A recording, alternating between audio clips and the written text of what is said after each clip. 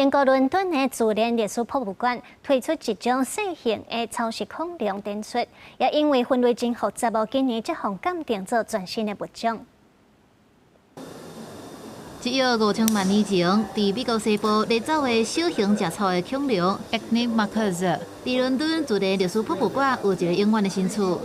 Called it Enigmacursor. Enigma means puzzle, of course, and this is in reference to this sort of complicated naming history of these sorts of dinosaurs. Cursor means runner, so this is in reference to the dinosaurs' very long hind limbs and very big feet. 这副完整佮神秘的骨骸大约1公尺长，专家推算速当时还未成年，大汉了会当到180公分长，宽度大约64公分。伊所存在的侏罗纪后期恐龙已经进入大爆发的黄金时代，含剑龙、牛龙等等超大型的恐龙做伙生活。伊脚细粒子，脚手尾掠真高走，来闪避异地龙这款会甲伊掠去食的恐龙。这个时代考古对小型食草的恐龙研究较无够。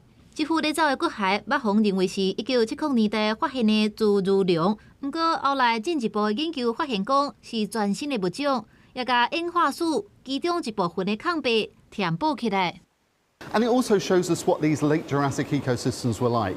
They weren't just dominated by huge long-necked dinosaurs or huge predators, but also a cast of characters of smaller dinosaurs that are making a living in different ways. 研究人员在调查美国化石宝库莫迪森地站的馆藏时，发现真侪甲这副掠走的骨骸无同，但是同一类型的小型恐龙骨头碎片，认为小型恐龙的多样性可能比以早理解的更较侪。